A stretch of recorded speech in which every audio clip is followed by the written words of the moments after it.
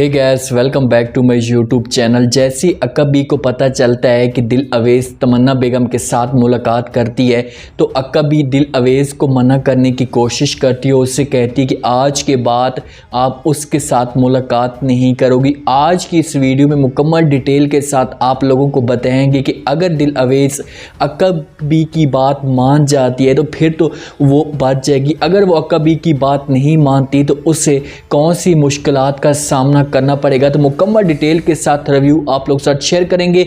जल्दी से हमारे चैनल को सब्सक्राइब कर दें और साथ में लगे बेल आइकन बटन को लास्ट में प्रेस कर दें ताकि नई से नई आने वाली वीडियो की नोटिफिकेशन आप लोगों को आसानी के साथ मिल सके। अवेज़ और सिकंदर जाते हैं शाब कुतुबुद्दीन के साथ घर। वहां पर दिल अवेज़ का जो है अक्का को मिलने के लिए भी दिल कर रहा होता है, इस वजह से वहां पर जाते हैं। जैसे ही दिल अवेज़ अक्का के पास जाती है तो फ़ौरन अक्का दिल अवेज़ के सामने यही बात कह देती है। उससे कहती है कि मुझे पता चला है कि तुम उस औरत के साथ मिलती हो, तुम्हारा उस औरत के साथ ताल्लुक़ है। बस बेटा मैं आपको इतना बता दूं कि वो औरत ठीक नहीं है और मैं तुम्हें किसी मुश्किल में नहीं देखना चाहती, मैं तुम्हें सुकून के साथ ज़िंदगी में देखना चाहती हूँ। सिकंदर बहुत ही अच्छा है और ये तुम्हें बहुत ज़्यादा खुश रखेगा, तुम उस औरत से बच जाओ क्योंकि तमन्ना बेगम ने तुम्हारी माँ को भी बर्बाद किया और इसके बाद वो तुम्हें ऐसी जाल में या ऐसी दलदल में फंसा देगी जिसकी वजह से तुम उस दलदल से बचना तुम्हारा मुश्किल हो जाएगा। जब ये बातें अक्का दिल अवेज़ को कह रही होती है तो दिल अवेज़ सारी बातें पहले चुपचाप सुन रही होती है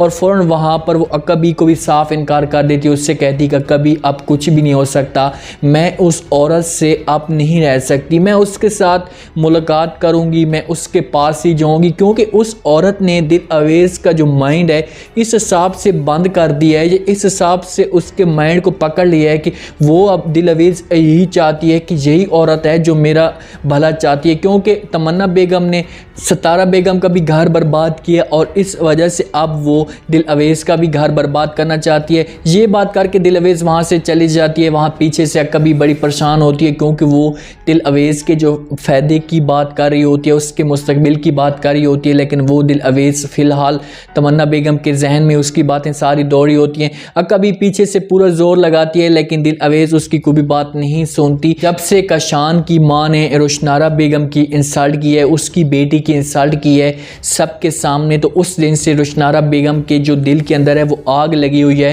कि मैंने चाहे जो कुछ भी हो रहा है पूरा जोर लगाना है कि मैं अब काशान की भी इंसल्ट करवा सकूं या उसकी असलियत भी सबके सामने लेकर आ सकूं। वहाँ पर काशान की माँ को अपने पास बुलाती है, उसके सामने सारी बातें शेयर कर देती है। उससे कहती है कि तुम तो अपने जो है बेटे को बड़ा पाक और साफ समझती हो, तुम ये सोच रही हो कि तुम्हारा बेटा बहुत ही अच्छा है, लेकिन मैं आपको इतना बात बता दूं कि आपके बेटे की जो नज़र है वो बुरी नज़र वो दिल अवेज़ के ऊपर भी रखी हुई थी, बल्कि दिल अवेज़ तो नहीं घर की जितनी भी औरतें हैं उन सब के ऊपर आपके बेटे की गलत नज़र है, उनको गलत नज़र से देखता है। आप तो उसे बड़ा अच्छा समझती थी, आपने मेरी बेटी के ऊपर बातें की हैं, लेकिन ये सब कुछ आपको मालूम होना चाहिए।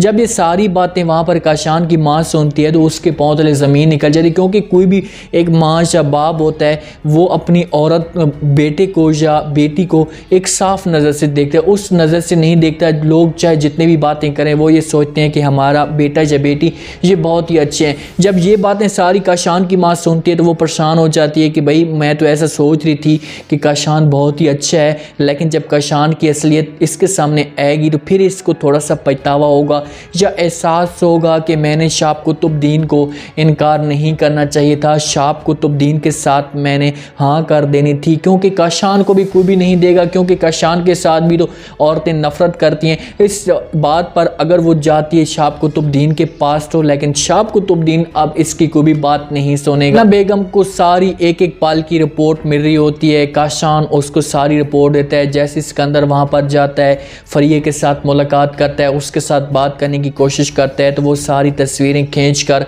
तमन्ना बेगम को भेज देता है और तमन्ना बेगम आगे से ये सारी जो बातें होती हैं वे फॉरवर्ड कर देती है, वो दिल अवेज़ को बता देती है। दिल अवेज़ को कॉल करती है, उससे कहती है कि भाई तुम तो यहाँ पर सुकून के साथ बैठी हो, तुम्हारा शौहर किसी और लड़की के साथ गोल खिला रहा है, तुम तो उसके बेवफाई के या तुम उसके धोखेबाजी को छुपाने की कोशिश करोगी, लेकिन हमारे पास जो है वो सारी बातें पहुँच जाती हैं।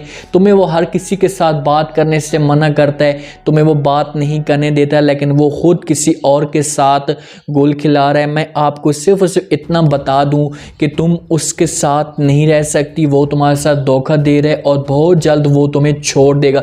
जब ये छोड़ने वाली बात करती है तमन्ना बेगम, तो पीछे से दिलवेज बड़ी परेशान हो जाती है और तमन्ना बेगम उससे कहती है कि इससे बेहतर है कि वो तुम्हें पहले छोड़े, तुम उसको छोड़कर मेरे पास आ जाओ। ये बात सुनने से दिल अवेज के माइंड में आ जाता है फैसला कि यार ठीक है, अगर ये कुछ बातें कह रही है तो मेरे भले के लिए कह रही होगी या मेरे फ़ायदे के लिए कह रही होगी। बस मुझे ये फैसला करना है कि मैं अब सिकंदर के साथ नहीं रह सकती। वो सिकंदर के पास जाती है, बात करने के लिए भी जाती है, लेकिन सिकंदर वहाँ से उठकर चला जाता है। सिकंदर इसको मुंह तक नहीं लगाता। यहाँ पर दिलवेज बड़ी परेशान होती, क्योंकि दिलवेज ये हो सकता है कि वो उसके साथ इस वजह से जा रही हो कि उससे ये भी कहे कि अब मेरा जो आपका ताल्लुक़ है ये हमेशा के लिए ख़त्म हो सकता है। लेकिन सिकंदर पहले से उसके मूड में, जो उसके जहन में ये बात होती है कि मैं दिलवेज के साथ कोई भी बात ना करूं। जब दिलवेज और सिकंदर वहां पर गए थे मिलने के लिए, तो सिकंदर वहां पर हो सकता है कि फरिया को कॉल करे। फरिया उसके सामने बड़ी बन थन कर आ जाती है, उससे कहती है कि मुझे पता था कि आप मुझे आओगी तो यहाँ पर ज़रूर बुलाओगे, क्योंकि वो किसी खेत में जाकर मुलाकात करते हैं। फरिया उससे कहती है कि देखो सिकंदर, मैं अभी आज के साथ तुम्हारे साथ मोहब्बत करती हूँ, जब तुम्हारे साथ नहीं रह सकती, बस मैं तुम्हें इतना कहूँगी कि तुम उसे हमेशा के लिए छोड़ दो। यहाँ पर सिकंदर को भी छोड़ने वाला टारगेट मिल चुका होता है, उधर दिलवेज को भी छोड़ने वाला टारगेट मिल चुका होता है। अब देखना यह है कि अब इन दोनों के बीच में नफ़रतें कब तक चलती हैं, कौन बीच में आएगा जो इन दोनों की नफ़रतों को कम कर सकता है, या इनकी नफ़रतें फिर से आगे बढ़ती जा रही हैं। अक्कबी ने जैसे दिलवेज को मना किया, दिलवेज ने बात नहीं सुनी और वो सतारा के पास, तमन्ना बेगम के पास जाएगी। वहाँ पर जाएगी तो लाजमी बात है उसके सामने उसके जो रेट होंगे वो लगे हुए होंगे। तमन्ना बेगम को तो सिर्फ उस पैसे से मोहब्बत है, जब उसके रेट लगेंगे, उसकी कीमत लगेगी, फिर जाकर इसको एहसास होगा कि यार मुझे अक्कबी या जितने भी ख़ानदान वाले थे वो मुझे सही कहते थे, मैंने ये सब कुछ करके बहुत ज़्यादा गलती की है। आगे जाकर स्टोरी बड़ी इंटरेस्टिंग बनती जा रही है। आपको बोर नहीं होना कि यार मैं इस ड्रामे को देख कर अब एक ही चीज़ जो है तमन्ना बेगम की बातें सुन सुन के बोर होता जा रहा हूँ। लेकिन स्टोरी आपको एक दफ़ा ज़रूर फिर से फ्रेशमेंट देगी जब दिलवेज और सिकंदर के बीच में जाकर तलाक होगी। अगर इन दोनों के बीच में तलाक होती है तो फिर स्टोरी का जाकर नया रुख शुरू होगा या नया मोड़ शुरू होगा, क्योंकि फिर दिलवेज को आगे जाकर बड़ी मुश्किलात का सामना करना पड़ेगा। जैसे उसकी माँ ने मुश्किलात का सामना किया, वहाँ पर इसको भी हर लिहाज से इसकी कीमतें लगेंगी, इसकी आगे जाकर सेल होगी और फिर जाकर ये सारे मुकाबले करेगी इन दोनों का, या तमन्ना बेगम को सज़ा दिलवाएगी। स्टोरी बड़ी इंटरेस्टिंग होगी। उम्मीद है आज का ये रिव्यू, आज का ये प्रोमो आप लोगों को पसंद आया होगा। आपने कमेंट सेक्शन में अपने लाजमी दिन बताना है कि आपको क्या लगता है कि अगर दिलवेज अक्कबी की बात मानकर वहाँ से चली जाती है तो उसके बाद इसके साथ क्या होना चाहिए। आप लोग क्या कहते हो कि क्या दिलवेज को सज़ा मिलनी चाहिए? मैं तो यही कहूँगा कि इससे सज़ा मिलनी चाहिए, क्योंकि ये बहुत बड़ी गलती करी है। बड़ों का फैसला इसे मानना चाहिए। अगर इसके बड़े ये कह रहे हैं कि तुम ये सब कुछ ना करो, तुम्हें यहाँ पर सज़ा आगे मिल सकती है, तुम्हें धोखा मिल सकता है, तो इसको बात माननी चाहिए। क्योंकि हर बंदा कह रहा था कि यार ये सबसे अच्छी समझदार है, इस ड्रामे में अच्छे अच्छे फैसले कर रही है, लेकिन ये जो फैसला है इसका बहुत ज़्यादा गलत है। कमेंट सेक्शन में लाजमी दें, चैनल को लाजमी सब्सक्राइब कर दें, अपना खास ख्याल करें, दुआ में याद रखें। मुझे दीजिए इजाज़त।